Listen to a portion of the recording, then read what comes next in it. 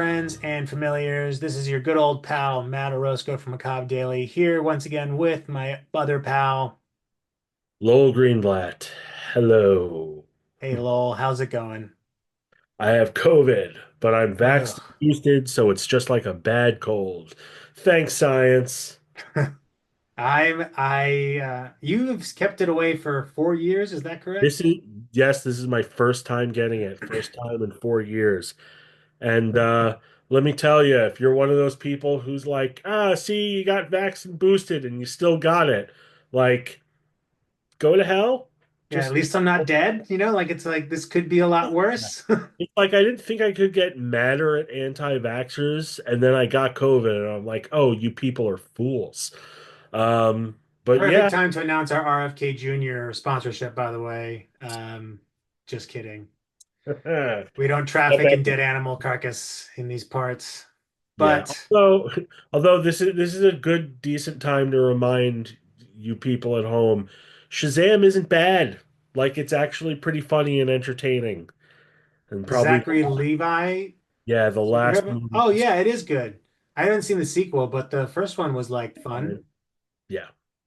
And very very horror-ish. I think David Sandberg, who did Lights Out, directed it, and he just wrapped on the Until Dawn film, which I don't know what that's Oh going to be like, but I'm curious. yeah, hell, that's an interesting connection. And you're right, there was a little bit more horror adjacency in that one. Almost as much as like the Sam Raimi Doctor Strange movie, which Yeah, didn't have as much horror as people made it sound like, but it's certainly in there. yeah. I didn't think for a second Marvel would release a horror movie, but he did get pretty far, and that was kind of cool. Yeah, he did. Hmm. And cheers to pushing boundaries. So, as Hmm. we find ourselves in the spookiest of months, October, we we're not going to give you a Halloween recommendation list. There are so many of those out there. Some that are really Do your good. own research. Yeah, do your own research, but also, everyone celebrates differently. I feel like some people take this as an opportunity to watch movies that are just kind of fall Halloween centric, or they just watch their like most common horror movies, for lack of a less derogatory term, basic, right? Your Mhm. Halloween, your Carrie, Nightmare on Elm Street, yada Meat yada. and potatoes. Yep. Classics, right? Yeah, exactly. Meat potatoes, the bottom of the Maslow's hierarchy of horror needs. Um, but yeah, other people take it as an opportunity to just like watch a bunch of weird shit that you don't usually watch. So where would you say you typically fall in like what you're watching in October? I mean, I'm the type of horror fan who likes to say that I watch Halloween-centric horror films year round, but I do really kind of save them for this year. I don't know why. It shouldn't be that way. Because you can enjoy Trick or Treat whenever. True. Uh, and Hocus Pocus 1 and 2. Yes, 2 is in the rotation. But yeah, I'm definitely getting my Halloween era watch list together, which is good. I haven't watched Hocus Pocus, Trick or Treat yet. Yeah, Uh, me neither. I'm waiting for the Arrow 4K to arrive. That's yeah, I didn't pre-order that because I thought it was just going to be like just a 4K transfer and that's it. But apparently, it's got more commentary and special features. So I'm like, all right, I'll get it when I get it. But I you'll will be get able to get it for on sale at some point because you'll miss the slipcover, you get the good stuff. That's the yeah, that. I uh, don't need that. That's fine. Yeah. What about yourself? I am definitely the last category. I use this as an opportunity to watch excessively weirder or like things that I haven't seen. I often use it as a chance to go through my movies I've bought but haven't watched yet pile, Smart. um, prioritizing the ones that I've never seen versus the ones that I have seen or don't and don't or somewhat remember. But I also like to squeeze in a few like fall related horror movies. I mean, obviously Halloween's a big one. Um, but also things that feel like they fit the season. Like I just told my wife today that we every year we watch I get to choose a horror movie that we watch, and often I aim towards something that I think she will like. So last year we Trick or Treat was one of them, and she did like it one year. Nice. Um,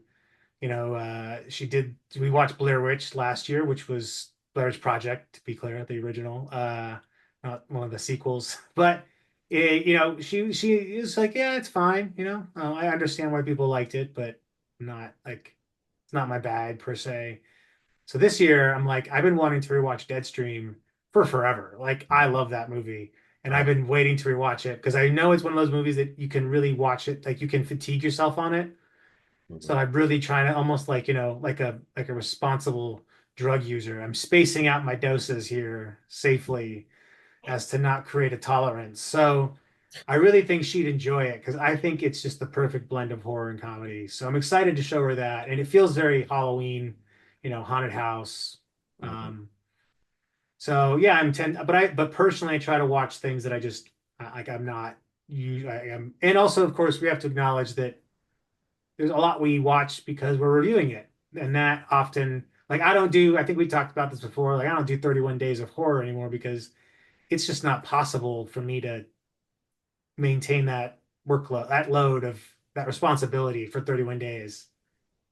I mean, I still do, but I just incorporate like what I'm reviewing and what's new into it, Like horror movies are Yeah, hard. I guess that from that perspective, I'm probably doing that, but I guess I don't have an intentional. I used to love creating the list, here's like Oh no, I programming can't it. fuck with that. That would drive me crazy. My wife wanted to make a list, and I'm like, no, there's too many X factors that are going to come up. There's movies that are going to drop that are just going to be part of it. We're still going to see the ones we always see, but there's a lot out there that's just going to get filled in because of what's being released this month. Right. Yeah, no, it's true. And they really do keep it on us this month. There's just Mm. a ton coming out. So anyway, we're not talking about what we're going to watch. We're going to talk about what we have watched. So Lowell, what have you seen recently that's noteworthy of interest or just Um, downright shit? I mean, I'm going to mention a few of those movies in my list later, because they're appropriate. But I rewatched Friday 5. Um, I don't know why I'm drawn to that one. I know it's like Roy the movie, but like it's so much fun, you know? Because it's a Scooby-Doo episode that feels sleazy and adult. Yeah, it feels really sleazy. Like I don't like Like where did toilet the humor, like just crassness about across the whole thing. yeah, like Bloody. where really and like just a padded out body count for no reason. It's just like the basest of slashers at a studio level. And I dig it. I finally got my 4K of Long Legs, still slaps. And I saw VHS Beyond, which So I did think I. one of the better ones. Agreed. I'm I sci-fi horror isn't my favorite genre, For me, it's like Alien and The Thing, but I don't really go back to Alien that much. I usually go to Aliens. I've mentioned this before. I'm just, you know. I have dumb, complicated reasons why it's not my favorite, but I'll watch it. But this one was Yeah, it pretty was pretty good. good. Maybe, I mean, I'm not going to rank them right now, but I could say like the fourth best of the series, like behind, it's the best since '94, I think. Um, and man, that skydiving one, That's that like, one and the first one are really the standouts uh, for me. yeah. Yeah, absolutely. And I want to revisit the Kate Siegel one. It's her debut making a short written by Mike Flanagan because what happens with a lot of these is that it's a great idea, but I don't think I catch everything they're throwing at me, and I Mm. always want to. So I always know I have to rewatch them, but that's a segment I particularly want to rewatch because it's like really, really cosmic horror and really, really crazy. I really enjoyed the wraparound in this one. I thought it was superbly done. Just the kind of mockumentary style, like alien thing. I thought that really worked. I didn't, I liked the one that was like the dog thing. but I Yeah. also am like, what's this doing here? Like this doesn't feel related to the theme. And I guess if there's one Mad note, scientist, like science, sci-fi horror. I get that, but like, man, dude's just still living in that walrus costume. yeah, I love Justin Long, but like, what is happening here? what's with this whole making people into animals thing? This sounds like it could be a kink, like the Yeah, Tarantino feet connection. But no um, shame, no shame in yeah, the game. yeah. Listen, no, yeah, no judgments. But I do think that because they didn't literally go to space in this one, that's still on the table. So VHS in space. I mean, they kinda did. I mean, space came to Earth, right? So it's like, Well, yeah, I mean, if you think about the endings of two of them, but well, yeah, I guess.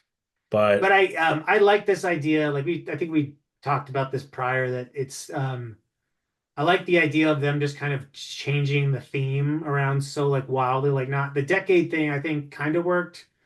I mhm, think this is more like I would love to see like VHS in different countries, like VHS, like Argentina, right? Or something like that. Or even something that's more kind of broad, but still focused on like a particular culture. Or just wild shit like VHS, like 1800s, just get weird. Like I think just make it time traveling. like Yeah, absolutely no reason for there to like there's no VHS in like obviously this time, but whatever. We don't need logic. This doesn't matter. yeah. It's a historical reenactment. That's all. Precisely. Yeah, Moon landing people are losing their mind right now. So yeah, I saw that too. I agree with everything you said. Well worth the time. yeah. Um, and yeah, Friday Five. I rewatched American Werewolf in London and Shaun of the Dead. Both still incredible. Yep. Carry on. Man, yeah, Shaun of the Dead's so good. I still think it's his, like, as great as it is, I just think he became a better filmmaker. Like, I don't, I've seen Shaun of the Dead so many times, but it's not one at this point that I go back to because I just love Hot Fuzz and I love The World's End. Like, I go back and forth between which one of those in the trilogy I prefer because they're both so good. All the But hot fuzz guy out of the way. I do not like The World's End very much. I've only seen it once, ah, and I you got. maybe it's because like I need to go back with fresh eyes. It's been a long time. Mhm. So, and I have it. Like, I bought the little 3 pack of the three movies. Give it a shot because Yeah. yeah, so good. Well, let's see. What do I got? I'll run through the hits. So, I did a couple rewatches. First one was The Fly 2 with Eric Oh, Stoltz. face melting Um, fun. Yeah. yeah. You know, I don't know why people don't reference this more as kind of a good, like an example of a good sequel. Like, sure, it loses some of like the highfalutenness of the first film, where like it doesn't have that Cronenbergian touch of like science meets horror, because it's Mhm. very schlocky. Like it's very like 50s sci-fi kind of shit. Like they don't explain any of this stuff. They're just like he now says, and they made a superhuman embryo baby, and Yeah, but I think that's why, because it is like a schlocky, it's a good schlocky 80s sequel, but it's a sequel to like a great Cronenbergian romance, you know, totally. with the two leads don't come back, like, and I think you get like that one guy coming back in a small role who's like the Yeah, the third wheel the almost. ex-boyfriend. Yeah, but like the first one just sets the bar so high. But like, Texas Chainsaw Massacre 2 is still a lot of fun. Yeah, Like, that's what it's like. It's never gonna be like it's never gonna eclipse the first one. It's not even like in the same conversation because they're not. I don't think they're trying to do the same thing. Like there's a lot in The Fly too that just feels like this is a really great monster movie. That's is what this is. It's a really cool monster movie that just takes that idea and makes it a little bit more cheese. So I liked it. Glad I rewatched it. Very goopy. Um, oh yeah. very goopy. Also rewatched a movie that I used to not like, but this rewatch made me a much bigger fan of it. It was The Hitcher. Um, I got that second sight in. Yeah. And man, well, first of all, that the what they've done to that movie as far as like how it looks and sounds, I don't remember. Like I think the last saw it was on DVD. So I don't remember what that quality was like, but this movie looked like it was brand new. Like it looked perfect and not like artificially so. Like so I think when it comes to restoration work, James Cameron, go fuck yourself. Hmm. Um, Stop fucking up your own movies with smoothing out things. It all looks like naked baby skin. Just it's terrible. But anyway, this movie fucking rocks. Like it is just absolutely does not stop as soon as it starts, and everyone's perfect in it. C. Thomas Howell's character arc is completely insane, but also completely justified. Rutger Hauer is the absolute menace. I don't know. I love that. I loved it this time around. And the stuff that comes with it is amazing. Like just reading the book, the essays, it's my Mhm. favorite part. I haven't seen it in a long time. I think I'm due for a rewatch.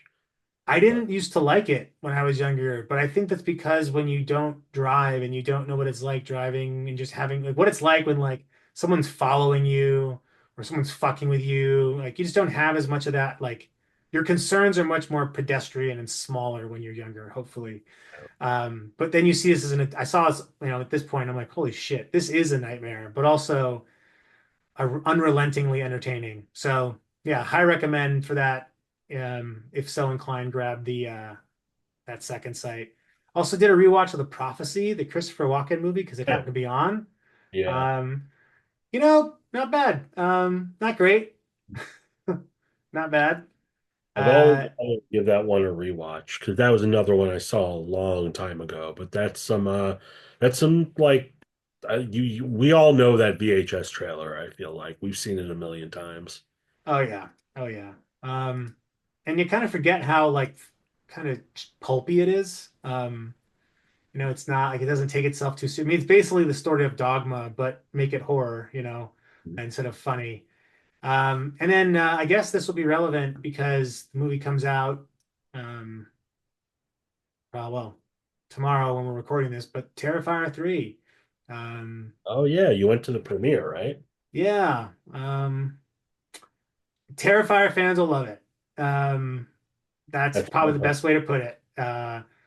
I think it's like I admire a lot of the practical work still, but there's just nothing. There's this connective tissue so weak. But when you're not watching art or things that he's doing, it's there's such a contrast in the screenwriting. Like it's almost like the dial like they don't know how to write kind of good dialogue and authentic kind of people and situations. So it's like feels like you go from Hallmark movie to like a Serbian film. Like, and it's a strange pivot because it's just like, and then and it's mean. Like there's like and not like mean like oh it's gonna offend anybody. I guess if you're gonna get offended, like, anyone walking into a Terrifier movie in 2024 has no excuse for not knowing, willingly walking into a Terrifier movie in this day and age, this year of our Lord 2024, has Are no the business saying that they didn't know what they were getting into. yeah. Um, but yeah, there's just like I wish that there was just a better story being told instead of just little story and just ultra violence because it gets boring. It gets gets boring after a while. Like I just told my buddy, reviewed it for the site actually. His movie with his collaborator out in Italy called Fallacies, which is the first ever Dicksploitation movie. Oh, It's an anthology movie. They've got like 11 directors, and I told him, and I put it in the review. I'm like, I appreciate what you're trying to do here by like destigmatizing the dick a little bit, and trying to make it less taboo to show it. But at the same time, like how many times I want to see an erect penis, you know, and also erect penis coming. Like I like that there's got to be more to the dick than this, like it's almost pornographic at that point. So got to be more than this. yeah, there's got to be more than this. But maybe there isn't, and like maybe that's why no one's done it. But I still, I'm gonna have him on to interview him about it because I have so many questions about, what, just what, like, what's the next step of this? But I know, even though it wasn't my bag, you know what? Watch weird shit because you never know what you will see things you didn't think you were gonna see. I saw some interesting stuff in there that like I saw a really good story about it, like a trans allegory in there that was like, this is actually a very thoughtful, this is more than just a dick coming, which is fine. But like, so yeah, that's what I've been watching, Lowell. Wow. That's I had no idea what that was. I'm like, is he just making this up? Is this like a long form improv bit? But yeah, now I need to see that. I don't want to see it. I need to see it. Yeah, I mean, it's something. It's one of those, much like a category I've named a little bit later, something that it's hard to explain when someone walks in and you're watching it. Um, so, but never mind all that. So that's what we've been watching, and I guess we didn't really talk a little bit about what our theme is, but our theme this for this episode is going to be creating really strange recommendations. Hmm. So I threw this idea at Lowell. So if it sucks, that's my fault. Uh, but Boo, yeah, no. boo earns, boo earns. But anyway, my thought was here because you get a million and one Halloween recommendations lists that are going to have a lot of overlap. So instead of trying to instead of trying to be novel and kitschy in Halloween, throw the book out and just do our own strange recommendations. So I just told Lowell, think of the strangest category you can think of and what movie would fit into it. That's what we're doing. So we got five of those. Lowell, how Mhm. did you feel going through this process? I know you were asking me if these were right or wrong, so I'm curious to know where you landed. I pretty well, I think. I was still dealing with the COVID brain fog.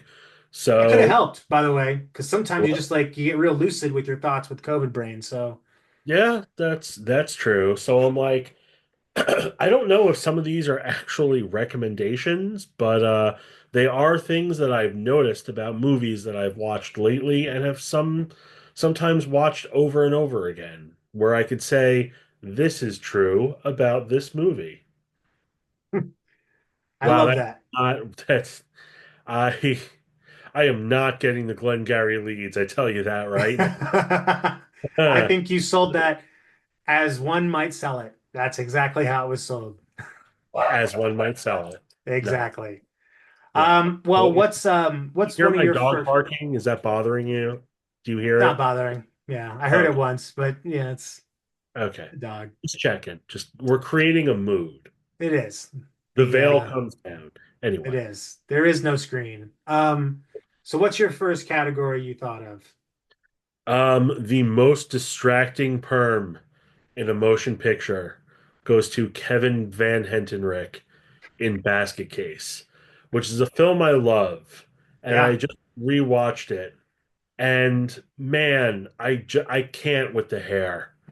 I just it it's a lot. chews every scene it's in. Like I was like, how does Belial not have any hair? If he did have hair, would it be just like this because they're twins? Now I'm picturing Belial with that same hair. It's just like it looks like a wig. I know it's not, It's and I not know because I met him in person and it's real. He still it has is. it. And I know, and it's gray now, and good for him. But like his love interest was bald at the time. She shaved her head and she was wearing a wig. And I'm like, how is it that her wig looks better than his actual hair? It's not even like a fro. It's just like, It's an explosion of hair yeah, it's just like what's going on there? And it doesn't because look. it doesn't stand still. It sways like a palm tree. It kind of has its own rhythm. And it frames his face really strangely. Like I'm never sure how old he's supposed to be because sometimes he looks like a little boy and like sometimes he doesn't. And he has like different hair for the sequels and I but it's like still a little the same and I'm like what was happening back in 1982 in New York that led to his hair? Very Anyway, humid summer. yeah, probably. But yeah, just thoughts while watching Basket Case. What I about you? mean, I love Basket Case largely because it is like for what kind of movie it is. I love how much it has been etched into like the annals of cinema history. Like, isn't the museum? Isn't it in the? It's in the part of like the Museum of Modern Art, I think. yeah, yeah. Yeah. Yeah. So Frank Henenlotter, who will be on my list, by the way, just not for that movie. So we're good. Henenlotter certainly is his own is a category within himself. My first one is horror movie that has two now aging heavy metal legends. Um, so this one pretty easy. I don't know if there's any more than this, but it's I Trick or think I can Treat guess it. But yeah. from 1986. You've got Ozzy Osbourne, Gene Simmons, um, fun Halloween movie too. And yeah, it's coming out in 4K hopefully soon. It's been announced, just don't know when, any day now, kind of thing. But yeah, it's a fun fucking movie, especially for the metalheads. And of course, you get Gene Simmons playing it straight, which he does all right, and Ozzy Osbourne playing a talk show host, which is just um, something else, something else altogether. I just saw that movie for the first time a few months ago, and I was really excited because, it's like a 80s classic that I hadn't really seen. And I was kind of lukewarm on it. There's some great stuff in there, like some stuff that's really, really funny. But I'm like, oh, this is like Hello Mary Lou Prom Night 2, but like the diet version.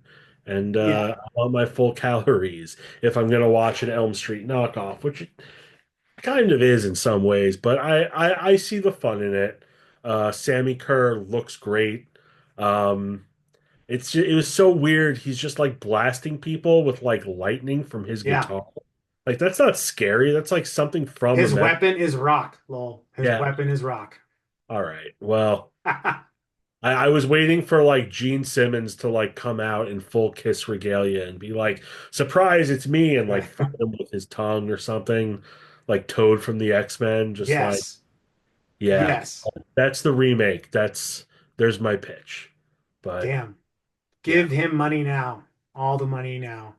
But I do what you mean. I don't have the same affinity for it that I think a lot of folks do, but I think it's one of those you had to be there kind of movies. Like if you were, because it came out, I was a year old when that was released, so I didn't see it then. But I Mhm. feel like if I was like 5 or 6 or like, between the ages of 5 and 12 and I saw that, I would be like, this is now imprinted in me, like Twilight style. Wow. So I can yeah, see that yeah, the Sammy Kerr mark of, mark somewhere. But that. anyway, that's my first one. What's next up on your list? Speaking of heavily made up musicians, I picked as the best least Halloween movie that people consider a Halloween movie, The Crow. Because, yeah, technically it takes place October 30th and 31st, but it's not a Halloween movie. It's not. It's Detroit. That shit could be happening at any time of the year. They don't save it for Devil's Night. It is not a Halloween film. I'm not going to yuck your yum if that's like your preference to watch it this time of year. I'm just glad you're watching it. It's a great movie, but like it's not a Halloween movie and it's not a horror movie, which is a drum that I feel the need to keep beating I as agree with well, that. you It's know? not. It's goth action. Yeah, exactly. And it's one of my favorite movies. So who am I to say what it's not when it's so much to me? But like watch The Crow, but like don't watch it in October. Watch it another time. So I like to watch it in October only on like the 30th.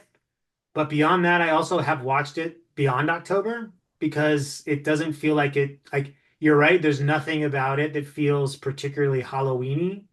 Yeah, there's one scene where some kids in costumes like run past him and someone makes a crack about Halloween at one point, but like there's nothing like fall in it, you know? It's like why Die Hard isn't a Christmas movie because you can replace everything about Die Hard, or if you could take Christmas out of it, it's still the same fucking movie no Sure. matter what. So, Hills Yeah. to Die On. Yes, and die we do. Yep. Already buried the grave. So, um, Yeah, I'm with you. I will stand proudly on that hill and unalive myself with on that opinion. Um, Wow. my next one will bring us to back to our friend Henenlotter. It is most monstrous genitalia. Um, this goes to Bad Biology from 2008. Oh, I still haven't seen this one. Holy shit. Let me just explain to you the premise here. A woman who has seven clitorises cannot find a man to Get anything satisfy done? her, and a man who has a sentient, detachable monster penis that needs to be jacked off with a horse like a horse flesh pocket find each other because they're the only people that can have sex with them. They're the perfect, literal perfect match for each other. His monster penis and her mutated seven clit vagina. And this isn't a trauma movie? No, but it very much it I mean Romeo and Juliet, I think, wouldn't hold a candle to some of the monster genitalia in this. Huh. Um, but it's also like, and I'm not, it's not a good movie though. Like, I think the thing to understand, like, at least from like objectively speaking, it's not a very like, it's very much leaning on that shock factor the entire time, and it gets a little, I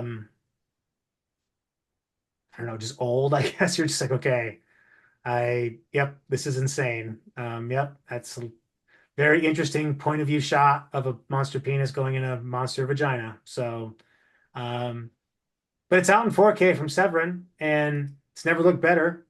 So, yeah, if you're looking for monster genitalia in your horror movies, you can't do worse or better than Bad Biology. Okay. That is definitely on the list. Um, I put, which one should I do? So, okay.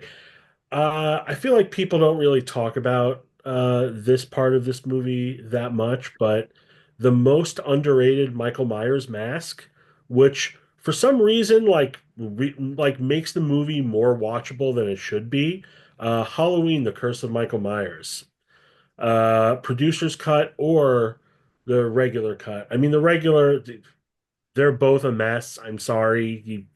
You can't put lipstick on a mule, which is kind of what the producer's cut was doing. Like there's no saving it, but it's an interesting experiment and it's very, very, very watchable. Not good, but very watchable, both cuts. And um I will say the best mask since part two. Way better than four or five. I know. I thought you were gonna like take out the mask from beneath your desk, but it was just a cat because does kind of look like the hair of it a little bit. Yeah, a little bit, like kind of wild because it has that. I agree. It has the best mask because the hair has this kind of weird, like I don't know. It's like it's been ruffled the right way. Yeah. And it has that worn look before Halloween 2018 had it. Yeah, worn, but good. Like the masks of four and five were just terrible. But this one, it doesn't even try to get back to the original. It's just sort of doing its own thing, but it has the same effect. And it's frightening. So I know some people are kind of down on this mask, but it is one of the better ones. And it enhances the viewing experience for me. Yeah, and I'm a Halloween 6 defender, so I agree. It tries. It really does. It doesn't it misses more than it hits, but it tries. But I feel like the story of that film was like, well, it got messed up in editing, but like I think it was cursed literally from the get-go. Like Dan Farron's like handed in a script, and since it left his hands, it was just like there was no saving this. But there is still some good stuff in it, I will say. Yeah. It's one of those examples. It's kind of like the Hellraiser Bloodline working cut that they have versus like the theatrical. It's like if you mix the two movies together, there's a really good movie in there. Yeah. Same with like Alien 3. Like if you take the ideas from William Gibson's script and then put it with what we actually got with David Fincher's movie, that's a pretty damn good movie. But of course, we don't. that didn't happen, so that's okay. Well, next on my list is a fun one. Most dead teenagers. Lots of them. And this is a personal favorite movie of mine. One that I think doesn't get talked about as much as it used to is Battle Royale from 2000. Hmm. Kinji Fukasaku, by the way, made this when he was like 80 years old. It's insane that he like had his so much of his finger still on the pulse of cinema that he was making head exploding high school kid movies. Um, but yeah, this is the reason why I hate the Hunger Games and I hate read the entire series just to make sure I was right and righteous in my hatred of saying you completely ripped this off. Um, but still, I fucking love Battle Royale. Yeah, Battle Royale is pretty great. It is. And it has a lot of dead kids, like a lot of dead teens. Almost all but one of them dies. So, and there are 100 of them. So, That's true. That is a good metric. yeah, Those properties, they know what they're doing. very objective in their understanding of death of kill count. They even show you how many of them and who they died every time. It's glorious. Yeah.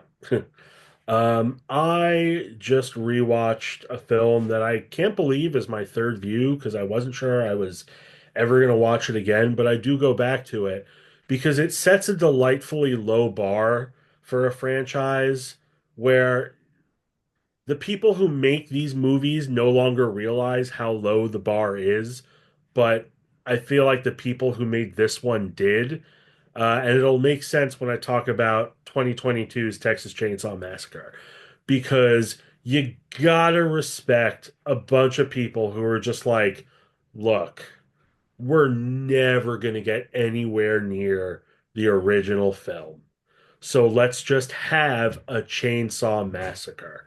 For a series that has two films in it titled Leatherface, this one should really be titled Leatherface because there are no other family members. It's just Leatherface and his chainsaw.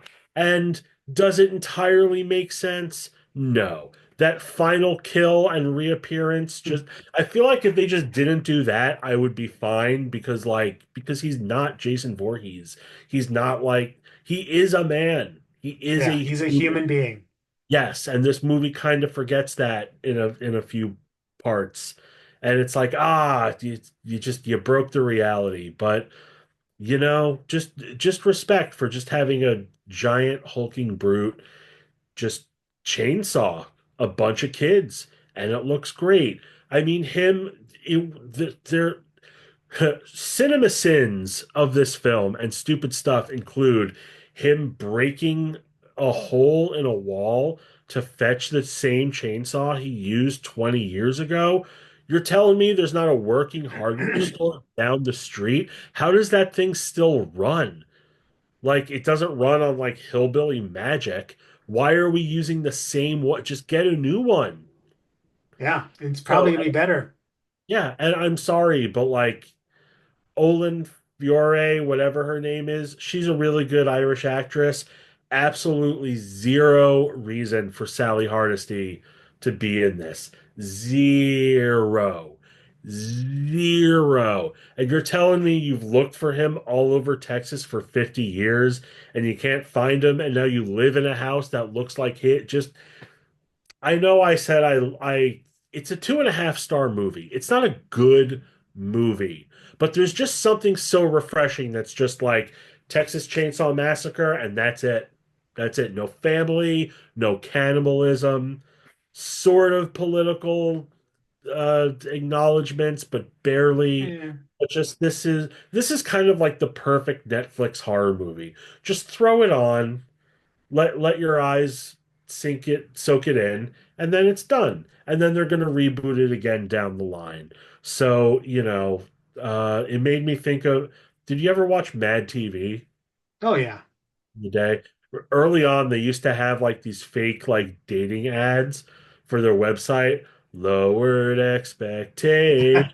And that's what I think to myself every time before I watch this movie. And those expectations are met. And even though the expectations are low, I respect when they're met. So, yeah, Texas Chainsaw Massacre 2022.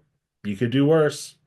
Yeah, it's the you could do worse category. I love it. I mean, it also is funny. You mentioned something that the Leatherface movies have more than Leatherface, but they have no Chainsaw Massacres.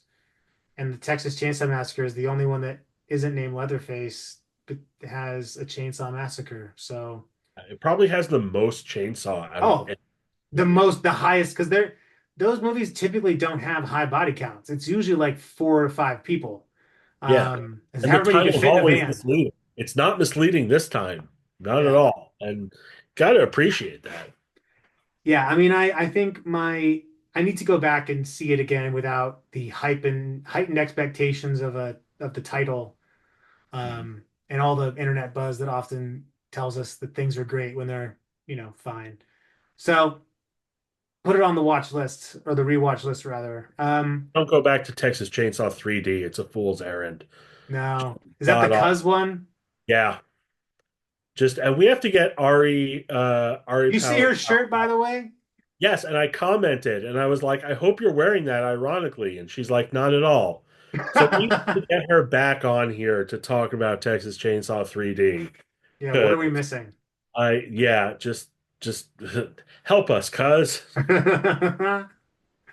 Oh. All right, this category for me was a lot of fun. Hardest to explain when you're caught watching it. And Oh, it's good. Ken Russell's The Devils. Um, there are scenes in The Devils that if someone were to walk in while you're watching them, you'd have to answer a lot of questions that not even Ken Russell could answer. Like, why is she having sex with Jesus? Um, He had so this. But uh, who amongst us would not have sex with Jesus Christ? I mean, is that what you're saying when you're letting him into your heart? Is that consent? I don't know. I'm not an expert on I'm Catholicism. not a theologist. Yeah, listen, I don't believe in religion, but if I did, I'm just so anyway. Ken Russell movies are always kind of like reading a really weird Danielle Steele novel, like a VC Andrews meets Danielle Steele. It's like hot and steamy, but also there's like tons of incest and weird things going on behind the scenes. Like Gothic as a movie, like premise is so great, but then when you watch it, you're like, what? How is the plot of this movie the same as what I'm seeing on the screen? Um, they're just telling ghost stories. Anyway, Pretty much. um, yeah, The Devils, and I happened to purchase a bootleg version of this because it's not available anywhere. Um, Really? yeah, there's no like official release of this because Warner Brothers has tried to bury it ever since they released. I'm pretty sure it's Warner Brothers uh, tried to bury it as soon as they released it. Um, but it's a banger. And quite a few like it's surprising how influential, I guess not surprising, but it's interesting how influential it is if you look at a lot of modern horror, like modern religious horror movies, particularly the like Immaculates and First Omens owe a lot to the Devils. Um, yeah, WB, that was the one. Yeah, don't they have like a cameo in the new Space Jam or something? Like the nuns show up in the crowd for some reason. I don't know. Yeah. I mean, I haven't seen the new Space Jam, but God, I hope that's true. Yeah, the Droogs from Clockwork Orange are definitely there, but I heard the nuns, excuse me, from the Devils are in there. Um, what is go what is going on in that shit factory? Actually leads me to my next question. I guess I don't even know. I guess this is it's not a recommendation, but some people liked it and some people will enjoy it. The new Salem's Lot is the most stepped on film of the year. It this thing is mostly baking soda. I mean, Jesus Christ. I think this is Gary Dauberman's second movie as a director. So I liked Annabelle Comes Home fine. I can't really speak to his ability, but like I don't know the ratio of bad choices to studio interference because there is definitely a working ratio there. Because this is a film with just founding moments and and times where it's just so clear you're listening to ADR that's inserted for no apparent reason, or maybe a reason someone can tell me. But there's enough cool vampire stuff in it to make you go, "Oh, this is a shame," as opposed to just like, "Blech," Like, Yeah. did you see it? No, not yet. I will say the ending is great, and there's some awesome vampire stuff in it. I've read the book. It's fine. I have no allegiance to it. I barely remember the 79 movie. I didn't see the one in 2004, but this just feels like it's undercooked in a lot of ways. Like I said, the vampire stuff is cool, but I think Doberman said that he had like a 3 hour cut originally, and you can kind of see that because it's just cut to shit. Damn. It's kind of it's disappointing, but I'm sure the good scenes will make Gary Doberman sizzle reel for the next film that he wants to direct. It's just a shame. I tried to find Paul in it. I don't know if he got a close up. I thought he did in the trailer, but I wasn't sure. But yeah, I'm sure he could tell us some cool vampire stuff if we got him on again. But yeah, but at 2 hours, it's not just vampire stuff. You need an actual movie, and the movie, like I said, was just baking soda. And Well, I have love with somewhat of a Coke, con can't give me baking soda. I mean, I have somewhat of a contrarian opinion on the original Toby Hooper movie in that it's actually not that good. It's Yeah, really it's fucking boring. but I feel like people who watched it back then like have a certain love and admiration for it, but I never did. Well, I'm yeah, I not. mean, it's the trick or treat thing. It's like, it's like why so it's like why some people our age are obsessed with Scream, right? It's like like it's like you see that at a right time, it just get nails you, right? But I also think the Toby Hooper original rests on the laurels of two really great scenes. One that happens in the very beginning, like or not the very, very beginning, but like the famous child at the window scene. Yeah. And then at the end, when you actually see Barlow and they're like taking him out, like that's really good vampire shit. But Mhm. everything else in between that 3 hour movie is really not very interesting. Um, and Return to Salem's Lot is a curio piece in and all of its own because it's like, okay, Larry Cohen, didn't he yeah, do that? because it's like a breezy like 85 or 90 minutes. It's all just vampires. It's vampires the movie. No Okay. subtlety insofar as like Stephen King was trying to do with his book or in what Toby was doing in the movie. But fun. But in sleazy, which leads me to my last category, which is sleaziest movie that makes you want to take a shower after you're done watching it. Ooh, that's a tough one. You have a number Yeah, one for that? Okay, I let me hear. do, I do, and this is a movie that it's I have an interesting history with it because I remember buying it on the cover alone.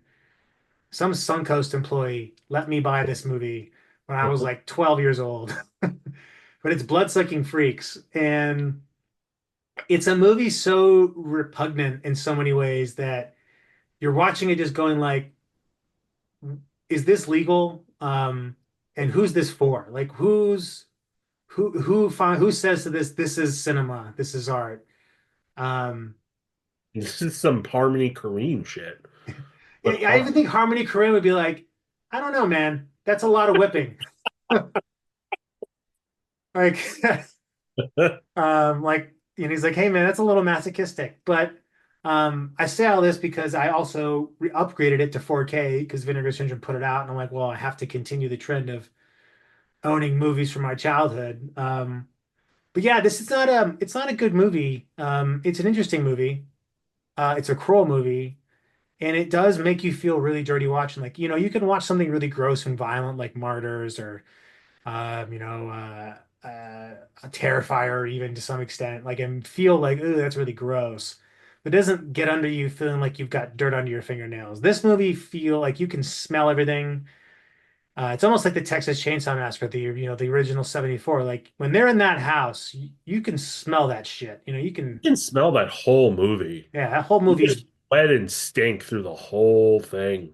And the more you know about it, the more you can smell it. You're just like, oh yeah, I could see that. I could definitely, yeah, that's in there. So yeah, I think his name's Sadhu. Yeah, Sardu. Um, Sourdough. I don't know. That's just what yeah, that is. Sar, do not watch Bloodsucking Freaks. That's how about that?